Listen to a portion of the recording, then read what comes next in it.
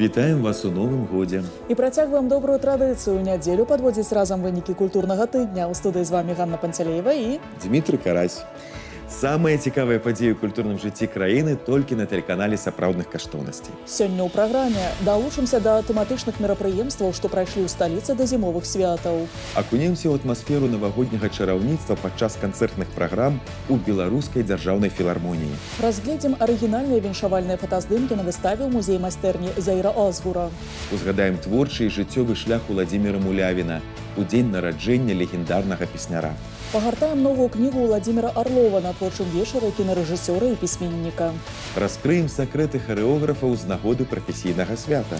І гэта не ўсе тэмы выпуску. Заставайцеся з намі. Добрая традыцыя, якая злучае эпохі і пакаленні на пачатку года. Цырымонія ўручэння прэміі прэзідэнта Рэспублікі Беларусь за духоўнае адраджэнне, спецыяльных прэмій дзеячам культуры і мастацтва і беларускі спартыўны алімп. На гэтым культурным тыдні ў Палацы Рэспублікі запаветныя ўзнагароды атрымалі тыя, хто сваёй творчай працай і духоўнымі імкненнямі папоўніў культурную скарбніцу краіны.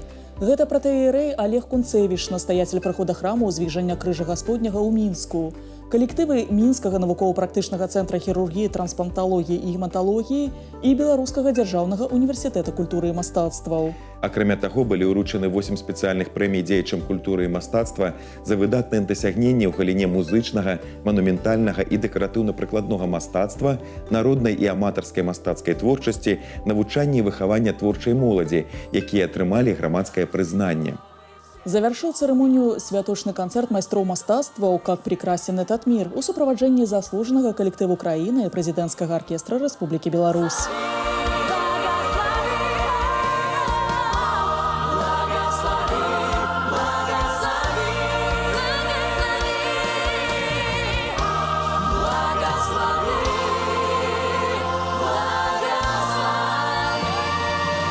Мы сустрэнемся з лаўрэатамі прэміі за духоўнае адраджэнне і спецыяльных прэмій дзеячам культуры і мастацтва. У наступных выпусках нашай праграмы глядзіце рэпартажы з удзелам сапраўдных падзвіжнікаў, творцаў і захавальнікаў душы беларускага народа.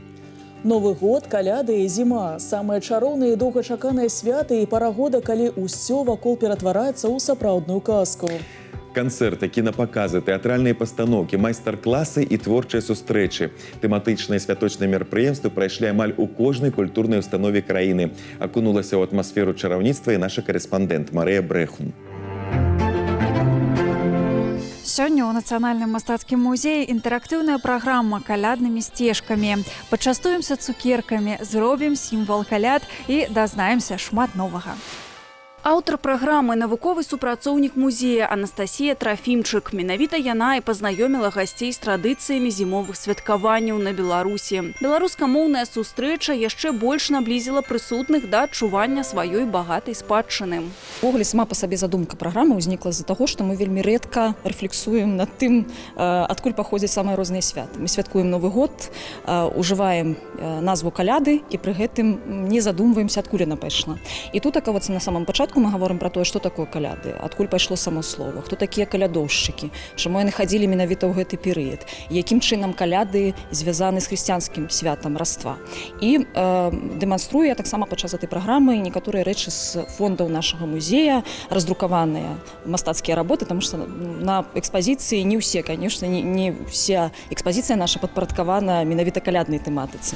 Падчас інтэрактыўнай праграмы Анастасія Трафімчук пазнаёміла гасцей з абразом пакланення вешчуноў басценвіцкага майстра і расказала пра хрысціянскае свята Раство. Хтосьці ўзнавіў свае веды, а хтосьці даведаўся, дзе нарадзіўся Хрыстос, хто такія тры вешчуны і як адзначалі раней гэту важную падзею. Далей госці перайшлі ў партрэтную залу князёў Радзівілаў, дзе дазналіся, як шляхта адзначала каляды. Яны ў гэты час праводзілі маскарады. Цікавай часткай сустрэчы стаў аповед пра важную частку каляднага цыкла застолле. Пагаварылі пра стравы на куцю, падгадвалі загадкі, а за правільныя адказы кожны атрымаў цукерку. Канешне, не абышлося без размовы пра сучаснае правядзенне зімовых свят. У канцы сустрэчы госці разам стварылі сімвал каляд павука, але на гэты раз не традыцыйнага саламянага, а з падручных матэрыялаў пластылін і драўляныя пруцікі.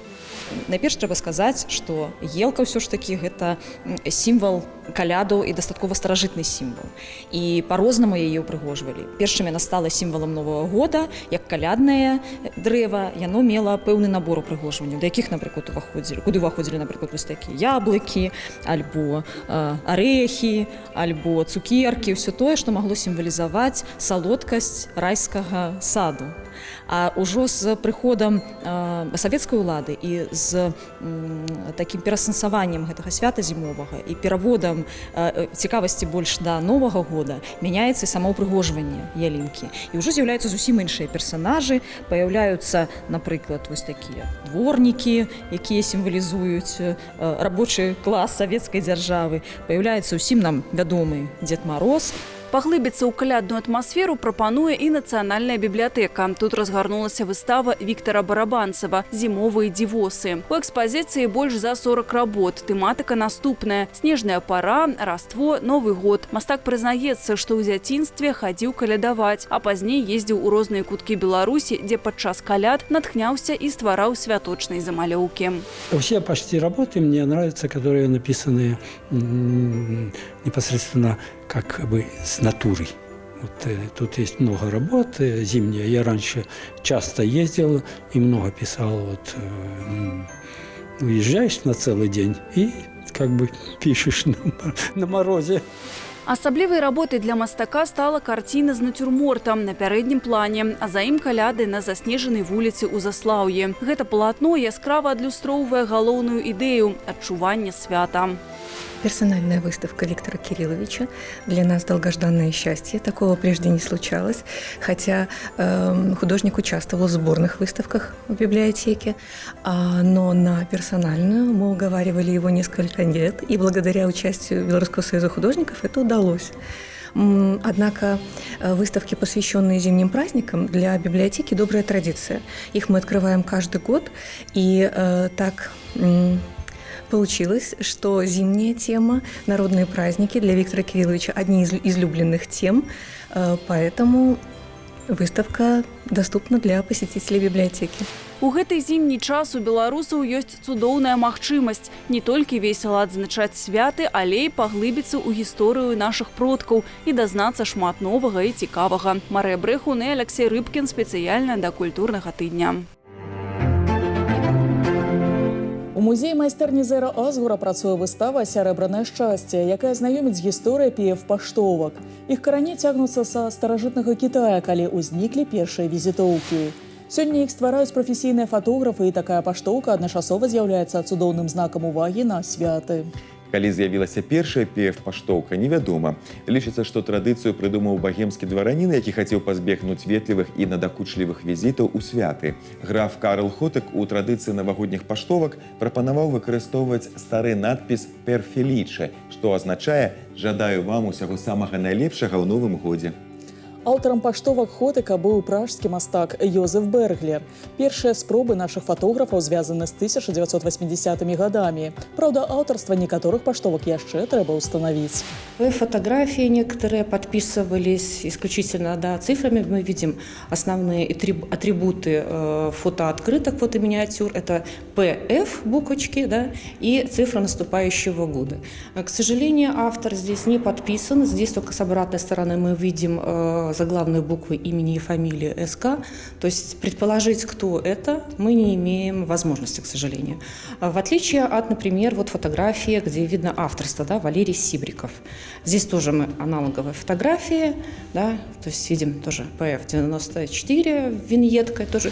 Незвычайны калядны канцэрт на мяжы зімовых цудаў прапанаваў на гэтым культурным тыдні ансамбль Інстытута памежнай службы Рэспублікі Беларусь. Святочную праграму заслужаны калектыў дзяржаўнай установы адукацыі прадставіў на вялікай сцэне Белдзяржфілармоніі.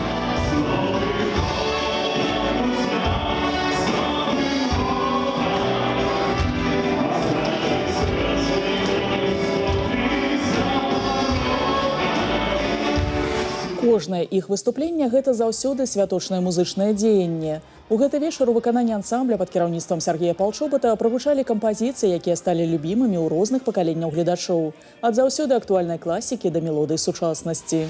Наша программа составляется всегда таким образом, чтобы показать всю многогранность исполнительского мастерства, профессионализм каждого нашего исполнителя. И сегодня звучали и сольные произведения, и акапельные произведения, и всем известные новогодние песни. Сегодня я исполнил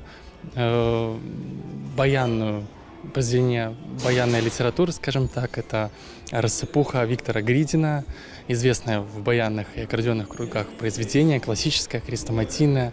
Оно навеяно народными, такими фольклорными интонациями и мелодиями. Яшчэ адзін музычны вечар на сцэне Беларускай дзяржаўнай філармоніі стаў сапраўдным увасабленнем зімовай казкі.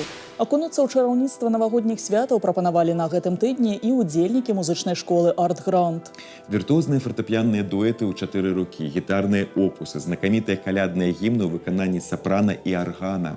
Папулярныя «Let It Snow», «Once Upon a December» у джазавай апрацоўцы, «Зіма ў Буэнас-Айресе» з цыклу «Поры года» і сюіта з балета «Шчаўкунок» прагучалі ў выкананні салістаў філармоніі і лаўрэатаў міжнародных конкурсаў.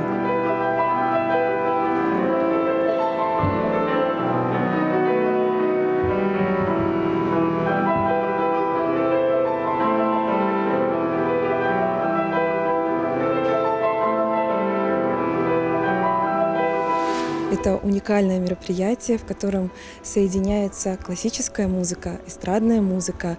И эти произведения объединяет общая тема зимы, тема зимних любимых праздников, новогодних, рождественских торжеств. И все это интересно переплетается в нашем концерте. И уникальность заключается еще в том, что практически для каждого произведения написана оригинальная аранжировка. Белавежская пушча, жураўлі на палесе ляцяць, музыканту, кампазітару, выканаўцу, аранжыроўшчыку, заснавальніку вакальна-інструментальнага ансамбля «Песняры», народнаму артысту СССР Владзіміру Мулявіну сёння магло б споўніцца 84 гады. Уладзімір Георгіевіч пакінуў такую багатую спадчыну, што сёння мы зноў і зноў вяртаемся да яго творчасці, пераасэнсоўваем і натхняемся ім. Яго музыка працягвае жыць і дыхаць, гучаць на канцэртах і ў тэлевізійных праграмах. Штогод 12 студзеня ў Беларускай дзяржаўнай філармоніі прадстаўляюць канцэрт у дзень нараджэння Владзіміра Мулявіна. Праект з'яўляецца своеасаблівай візітнай карткай Нацыянальнага акадэмічнага народнага аркестра Беларусі імя Жыновіча. Гэты год не выключэнне, і сёння на сцэне філармоніі таксама пануюць Белавежская пушча і жураўлі на палесе ляцяць. Паколькі квіткі на канцэрт раскупляюць як гарачыя піражкі, то сёлета было прынята рашэнне зрабіць дадатковы вечар 13 студзеня, каб ахапіць як мага большую аўдыторыю прыхільнікаў легендарнага спевака. Гэтым разам музыканты прапануюць узгадаць творчасць Владзіміра Мулявіна ў кампаніі са спеваком Пятром Ялфімавым.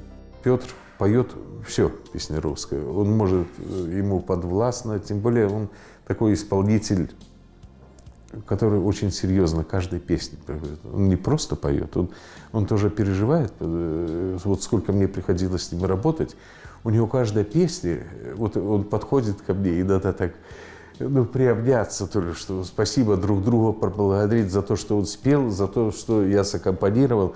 У него аж дрожь идет. Імя Владзіміра Мулявіна знакавае для беларускай культуры. Выдатны музыкант, ён адкрыў новую эру ў гісторыі айчыннай эстраднай музыкі. Дзякуючы творчасці створанага ім ансамбля «Песняры», увесь свет даведаўся пра Беларусь, яе песні і мову. Як сам Мулявін тлумачыў поспех песняроў, што дапамагло яму стаць прыкладам сапраўднага беларуса, якім ён быў бацькам і як праводзіў час з сям'ёй, узгадаем творчы жыццёвы шлях легендарнага песняра разам з яго дачкой Марынай Мулявінай. Марина Владимировна, здравствуйте. Если провести аналогию человеческой жизни с книгой, как думаете, какие бы страницы ее переписал Владимир Георгиевич? Я даже не знаю, потому что в этой книге в основном позитив, его радостный, его жизненный позитив, его дружба, его любовь, его начало работы, становление. Там он, наверное, на позитиве. Как вы думаете, в нашумевшем о себе сериале Владимир Мулявин переснял бы что-то? Ну, какой трудный вопрос, чтобы он переснял о себе. много-много можно было и сказать, что переснял, но все равно они угадали разное, они показали его вот эту преданность тому, что он выбрал для своей жизни, своего творчества.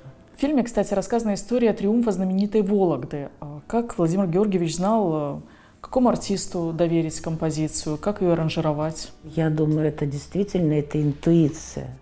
Ведь посмотрите, когда насмотришь на песняров тех,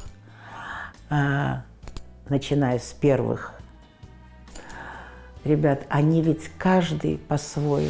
Один лель, другой такой пастушок, один такой мефистофельского вида. Настолько красивый коллектив, не просто талантлив, он еще и красив был. Наверное, вот это всегда было заложено в отце. Ведь посмотрите, он выбирал людей по голосам. К этому прилагался и внешний вид. Если человек красив, он красив во всем, в общем-то. Вы однажды сказали, что нужно рассказывать о том, как создавались «Завушницы», «Александрина», «Крик птицы». А у каждой песни отца своя история, ничего не происходило случайно? Мне кажется, вообще у авторов, у творцов не бывает ничего случайным. Каждая песня – это о чем-то, это связанный какой-то кусочек жизни. Если «Завушницы», то это подарок маме, эти серьги он подарил, и эта песня появилась. Если «Крик птицы» – это начало шероховатости каких-то. «Червоная ружа» – это колоссальнейшая тогда любовь к Светлане Александровне, это всплеск такой страсти. Я всегда думала, интересно, а Ванька, Встанька, вот это к чему? И я понимаю, к чему это. Потому что отец был патриотом всегда в жизни в своей. Всегда. Он был предан своей родине. А родина его – это Россия, Беларусь. Это вообще две вещи, которые не то что не исключают друг друга, это цельное. Как считаете, что помогло Владимиру Георгиевичу стать примером истинного белоруса? Любовь к песне белорусской, мелодии белорусской. Побывавший, когда первый раз он поехал на Полесье, я помню эту фразу, которая меня очень удивила. Он говорит, насколько это красивый язык, насколько он мелодичный. И потом, когда я уже услышала этот белорусский язык у папы, я поняла, в чем его красота. А как вы относитесь к сравнению песняров с культовыми «Битлз»?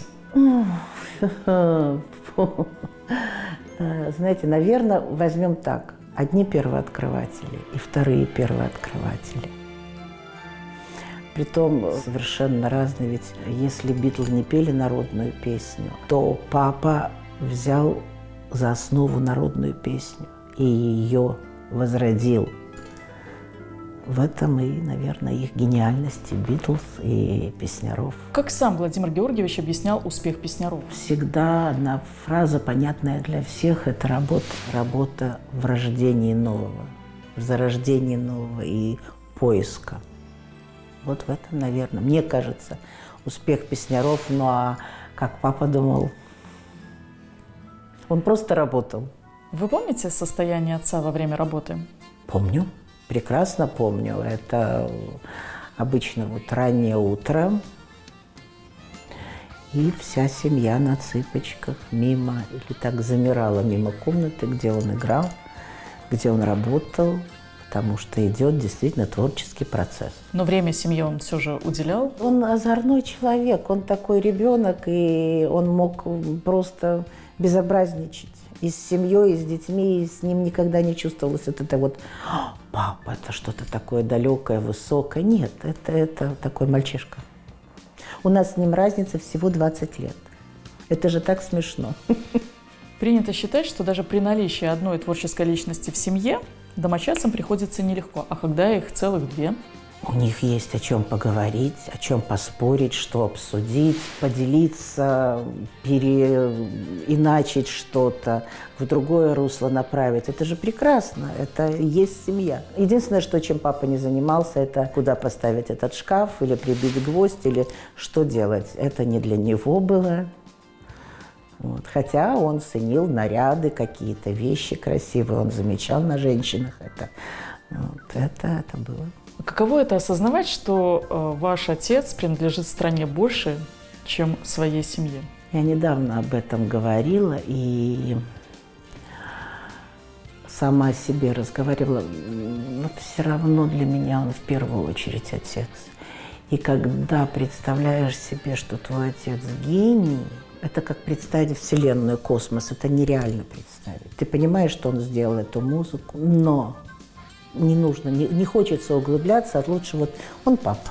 Вот это как-то ближе роднее. Как сегодня возвращается творческое наследие Владимира Георгиевича? После смерти папы в 2003 году Александр Григорьевич издал приказ об увековечении памяти. И Институт проблем культуры начал с создания антологии. Я очень благодарна фан-клубу песняров московскому, здесь и белорусы, и Екатеринбург, за то, что вот концертные записи, не растиражированные, не опубликованные, программы, которые концертные, ведь концертное исполнение гораздо интереснее студийного, они мастерингуют сейчас, они очищают, и наш любимый Ковчег это издает. И это уже будет в аналах действительно достойных песняров. Это можно слушать. Остались и рукописи, и есть диски, и есть винилы. Аналы останутся, но для каждого поколения, чтобы они воспринимали это по-другому, это нужно добавлять, и найдутся всегда новые Мулявины, новые Шаинские, новые Пахмутовы, которые внесут свое новое для того поколения, которое восприняло, главную основу этой музыки. Марина Владимировна, а вы и ваша семья как храните память о Владимире Георгиевиче? Просто общение, даже простое общение за обедом. Вдруг кто-то вспомнит какую-то фразу от мамы, от папы. Бабушка вот такое могла сказать. Они просто живут в доме. Просто живут в доме. Какие-то речи стоят дома. И на хуторе, и вспоминает много. И дети, у меня же мальчишки знали. Это папины правнуки уже не знали, а внуки-то знали папу. Уже через год исполнится 85 лет со дня рождения Владимира Георгиевича. Как идет подготовка к этой дате? Мы сейчас уже начинаем тоже готовиться, какие-то планы уже разбросаны, уже получили одобрение, подтверждение замыслов наших. Но очень хочется возродить историю с песней о доле. Я считаю, это жемчужина белорусского творчества музыкального. Это уже должно в аналах стоять. И надеюсь, что к этому дню Национальный оркестр Жиновича возродит, и мы услышим ее уже опять с их новой подачи. Сёлета споўніцца 115 гадоў з дня нараджэння вядомага дырыжора Эдзі Рознера. Ён быў пачынальнікам джаза ў Беларусі. Яго здабыткі пераняў Барыс Райскі, а пасля Михаил Фінберг. Так лічыць і наш калега Владимир Орлоў, які на гэтым культурным тыдні адзначыў свой 87-й дзень нараджэння. Падарункам да ўласнага свята стала прэзентацыя новай кнігі, прысвечанай Эдзі Рознеру. Пагартаў старонкі выдання на творчым вечары кінарэжысёра ў Беларускай дзяржаўнай філармоніі і наш карэспандэнт Алесь Мойскі. Сцэнарыст, рэжысёр тэатра і кіно, акцёр, тэлевядучы. Калі кажаш пра Владзіміра Арлова, гэты спіс можна працягваць бясконца, а яшчэ ён пісьменнік, які выпусціў новую кнігу і пазнаёміў з ёй аматараў джаза. Яны пачалі збірацца ў малой зале імя Рэгора Шырмы загадзя, каб падзяліцца ўспамінамі і свежымі навінамі, а таксама набыць навінку, кнігу Эдзі Рознер «Факты и легенды», каб пасля атрымаць аўтограф у аўтара Владимира Орлова. Это 4-я книга, которая выходит у Орлова в нашем издательстве. А всего Орлов издал около 12 книг, ну и если дополнить основную профессию, около 100 фильмов, как кинорежиссер. Книга эта уникальная, потому что впервые выходит в Беларуси такая книга об Эдди Рознере. До этого она выходила в Москве, а сейчас вот выходит и в Беларуси. Вось мы кажам, што Эдзі Рознеру споўніцца 115 гадоў, вядомы факт, што ён выправіў дату нараджэння ў дакументах і памаладзіў сябе на некалькі гадоў, напісаўшы 1910 год. Владзімир Арлоў жа нарадзіўся ў Баку, Азербайджане ў 1938 годзе. Эдзі Рознер у гэты час пакінуў гітлераўскі Берлін і выступаў у Варшаве, а пасля пачатку Другой сусветнай вайны перабраўся са сваім біг-бэндам у БССР, атрымаўшы статус дзяржаўнага джазавага аркестра. Пра ўсё гэта можна даведацца з новай кнігі, якая прэзентавалася ў гэты вечар, прысвечаны таксама дню нараджэнню аўтара. Еще одно важное событие. В эти дни ему исполняется 87 лет. И, как сам шутит Владимир Орлов, он находится в юношеском возрасте. Мы желаем ему столько же и желаем ему еще больше творческих лет. В зале будет присутствовать его большая семья. Много именитых зрителей сегодня будет на этом вечере. Ну что ж, ждем от него новых книг. Эдзі Рознер адбыў ссылку ў Хабаровскім краі, дзе таксама стварыў аркестр. Пасля смерці Сталіна ён быў рэабілітаваны, а яго музыканты нават засвяціліся ў фільме Эльдара Разанова «Карнавальная ноч». Толькі такі аматар джаза, як Арлоў, змог іх пазнаць у кінастужцы. Гэта і іншыя цікавыя факты ён распавёў падчас сустрэчы ў філармоніі.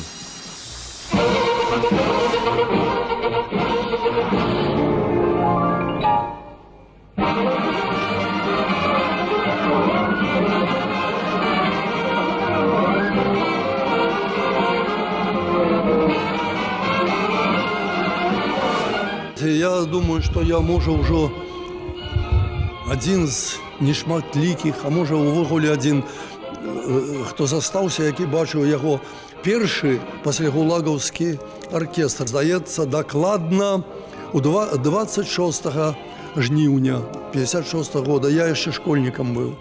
Вось, і глядзеў гэты легендарны аркестр на гэтага легендарнага чалавека. З гэтага я пачну сёння сваё выступленне тут. У канцы 60-х эстрада запаланяе савецкую сцэну, а джаз лічыцца заходнім уплывам, ад якога трэба пазбаўляцца. Эдзі Рознер сыходзіць са сцэны. На пачатку 70-х ён вяртаецца ў Берлін, дзе ён пражыве ў невядомасці апошнія гады жыцця. А Владзімир Арлоў у 1963 годзе скончыў Беларускі тэатральна-мастацкі інстытут па спецыяльнасці рэжысёр тэатра і кіно. Таму не дзіва, што на яго творчы вечар завіталі калегі і сябры. Для іх не было сюрпрызам, што Владзімир Александрович нават заспяваў, бо яму не раз даводзілася гэта рабіць і нават аднойчы замяняць Віктора Вуячыча. Уже зал полон. Третий звонок, он в связи с болезнью народного артиста сэра Виктора Вуячича, его песни будет петь другой исполнитель. Все. Ну и все. И я выхожу и пою сразу. Только я вышел на сцену, но я вышел, там идет оркестровое вступление долго, если любишь, найди. Там аккордеон играет, все. И выхожу я, зал сразу. И все. Ну все. И вот так я спел 4 песни. Ай да парень, паренек, в этом парне виден прок. Такого ж нет, чтоб делать он не смог. Он дом построить может и обед состряпать тоже. Завіталі на творчы вечар вядомыя калегі з белтэлерадыёкампаніі, як Сергей Кацьер, які працуе з Владзімірам Арловым больш за 5 гадоў над праграмай «Люблю і памятаю» на тэлеканале «Беларусь-3». Разам яны стварылі 90 выпускаў пра сяброў і калег Владзіміра Александровича, сярод якіх і такія куміры, як Эдзі Рознер. Уникальная составляющая этого человека, что на протяжении всей своей жизни он ведет дневники. Это такие толстенные талмуды. На протяжении всей своей жизни он фотографирует, начиная вот со школьной скамьи фактически, и потом, будучи уже молодым человеком, студентом, школьником, у него альбомов, ну это просто немеренное количество, причем, как он всем объясняет, каждую фотографию надо обязательно подписывать, потому что проходит время, и ты не можешь вспомнить, в каком году, с кем эта фотография. У него это все настолько систематизировано, поэтому он никому не дает эти фотографии на вынос. На сцэну падымаліся і госці вечара, і выдаўцы, а Владзімир Александрович працуе ўжо над чарговай кнігай. І хутка свет пабачыць новае выданне пра Владзіміра Мулявіна і ансамбль «Песняры». И его вообще, его все вот творческие, так сказать, вот позывы и демонстрации, вот эти вечера, которые он устраивает, книги, которые он пишет, они основаны на его личных знакомствах, на его личных впечатлениях. Ему веришь, потому что он всему этому был свидетелем. Вот так он был. И потрясающая память, чем я не обладаю. Завидую ему по сей день держать в памяти до последней цифры года, когда это происходило, где, с кем, имя, отчество. Ну, невообразимо вообще.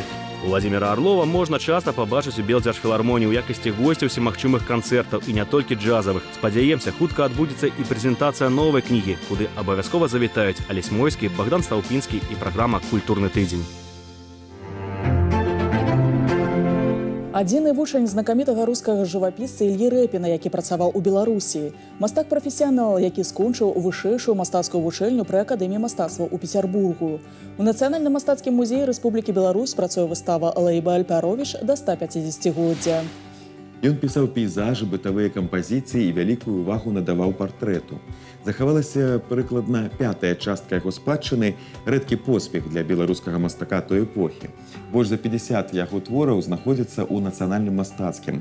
Зараз у увазе наведвальнікаў прадстаўлены жывапісныя і графічныя работы пачатку 20-го стагоддзя. Лев Альпярович был художником, который создавал портреты своих современников и друзей. И на выставке представлен один из ярких портретов, который он создал в начале 20 века. Это портрет Юлия Клевера.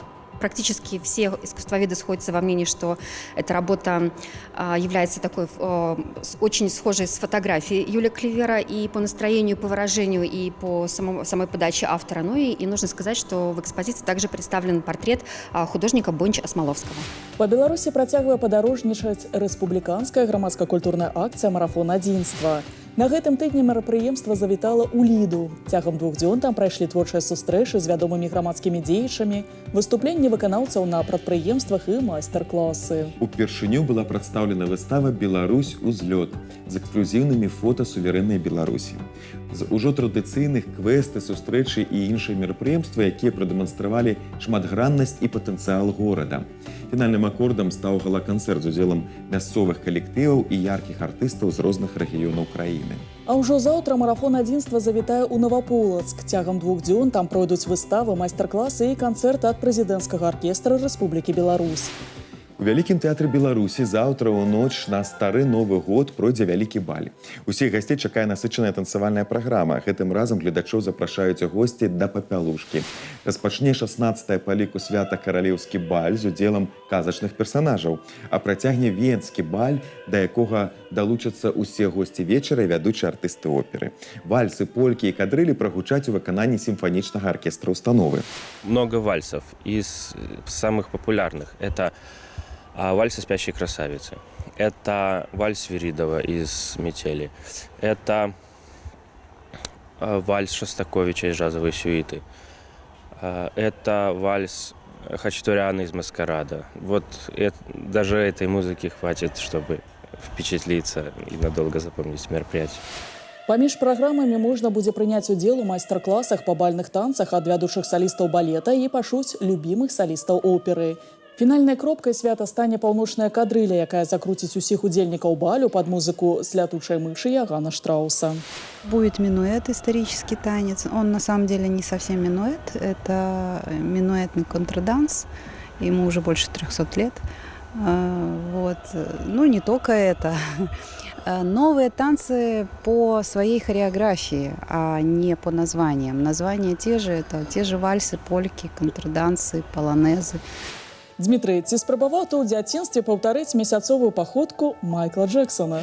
Так, і дадам, што гэта вельмі складана зрабіць без прафесійнай адукацыі. Гэта толькі збоку здаецца, што можна проста ўключыць музыку і паўтарыць.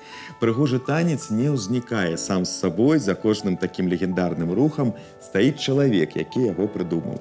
Згодна з табой. Харэографы – гэта сапраўдныя чараўнікі, якія пераўтвараюць музыку ў рух. Ствараюць шэдэўры, якія прымушаюць нашы сэрцы біцца часцей, а ногі пускацца ў скокі. На гэтым культурным тыдні стваральнікі танцавальнага мастацтва адзначылі сваё прафесійнае свята – Міжнародны дзень харэографа. Складанне пластычных элементаў і стварэнне сцэнічнай пастаноўкі. Навучанне танцу і выхаванне артыстаў, развіццё навыкаў і іншых і праца над сабой – прафесія харэографа шматгранная, як і само мастацтва. Асновы беларускай адукацыі ў выхаванні танцоўшчыкаў маюць амаль векавы стаж. Адным з першых рыхтаваць кадры для вялікай сцэны пачала беларуская дзяржаўная харэаграфічная гімназія «Каледж». Навучанне тут пачынаюць з 10 гадоў. У першым класе галоўнай задачай з'яўляецца фарміраванне своеасаблівага фундаменту. Працэс станаўлення на пальцы ўключае не толькі асноўныя харэаграфічныя элементы і фізічныя трэніроўкі, але і разуменне танца як мастацтва. Они, конечно, должны понять и почувствовать красоту, разглядеть в себе какую-то красоту, но не любоваться собою. Они должны научиться трудиться, и не только физически, потому что, напрячься, но надо подумать, да, они должны научиться учиться. Юныя зоркі ў гімназіі «Каледжы» гадуюцца заслужанымі дзеячамі і вопытнымі майстрамі ўжо на працягу 80 гадоў. Гэта адзіная ў краіне прафесійная кузня талентаў, што рыхтуе артыстаў балета. У культурнай установе заўсёды чакаюць новых навучэнцаў. На прагляд сюды можна прыйсці ў любы дзень. Адбор праводзіцца адразу на мясцовай сцэне. Да падмосткаў тут рыхтуюць з ранніх гадоў падчас творчых стажыровак у тэатрах. Гэта адзін з ключавых элементаў навучання. Нязменна тут і падтрымліваюцца традыцыі. Сярод іх, напрыклад, класічнае балетнае прывітанне ў пачатку кожнага урока і класы ігры на фартэпіяна. Хореограф – это надо родиться хореографом, потому что не каждый человек, конечно, может творить красиво, чтобы это было интересно, чтобы это было музыкально. В общем, это художник тела. Знаёміць са светам танца і ў дзіцячым музычным тэатры студыі. Яго выхаванцы, дзеючыя артысты мімансу і хору Вялікага тэатра Беларусі. На сцэне ў іх ёсць і цэнтральныя ролі, як у праекце «Патэтычны дзённік памяці». Да яго падрыхтаваў юных артыстаў Ігар Колб, які, дарэчы, таксама скончыў харэаграфічную гімназію «Каледж». Для меня это было принципиально важно, была моя идея, принципиально важно прежде всего участие детей. Это самый сложный момент. С одной стороны, казалось бы, возьмешь ребенка, и вот это хрупкое тело, оно вроде как сыграет. С другой стороны, ты говоришь, даешь задачу артисту, ты понимаешь накопленный этап, и ты уже видишь результат. С детьми это каждый день сначала, с детьми это беседы. Яшчэ адным зорным выпускніком гімназіі «Каледжа» з'яўляецца народны артыст Беларусі Валянцін Дудкевіч. Мастацкі кіраўнік дзяржаўнага ансамбля танца Беларусі раскрыў прафесію хореографа не толькі з боку захавальніка традыцыі альбо педагога, але і з боку эксперыментатара. Так, у адной са сваіх пастановак «Шчаўкунок» ён здолеў злучыць класічную пластычную спадчыну з сучаснымі танцавальнымі напрамкамі.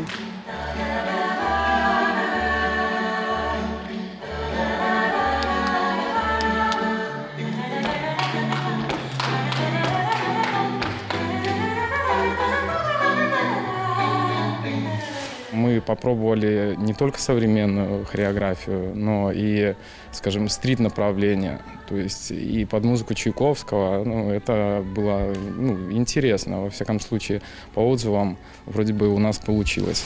Арыгінальную версію казкі «Шчаўкунок» і «Мышыны кароль» Гофмана прадставіў і тэатр танца «Чарлі». У Нацыянальным мастацкім музеі увазе гледачоў была прадстаўлена своеасаблівая экспрэс-версія знакамітай гісторыі. У інтэрпрэтацыі калектыву пастаноўка атрымала назву «Падарунак на Раство». Галоўнай задачай было зацікавіць публіку для далейшага знаёмства з балетам.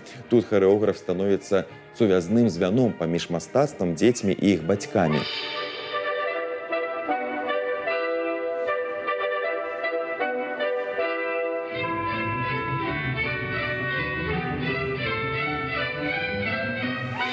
Я вижу свою задачу в том, чтобы ребенка направить, найти, чтобы каждый ребенок смог найти свое место в жизни. Не обязательно именно стать хореографом, стать танцовщиком. Это не каждому дано. Но вот именно у нас в коллективе дети раскрываются как творческие личности. Кожны майстар бачыць у прафесіі свой шлях. Адны за мэту ставяць навучанне, іншыя – стварэнне унікальнага твора, трэція – знаёмства людзей са светам танца. Аб'ядноўваеш усіх адна любоў да мастацтва харэаграфіі. Мы рады былі пазнаёміць вас самымі актуальнымі канцэртамі, прэм'ерамі і выставамі гэтага культурнага тыдня. Мы паспрабавалі не толькі расказаць пра іх, але і паразважаць над гісторыяй і сучасным лёсам мастацтва. Далучайцеся да нас праз тыдзень у гэты ж самы час, і мы пазнаёмім вас з новымі героямі і падзеямі культурнага тыдня. До сустрэчы з сапраўднымі каштоўнасцямі.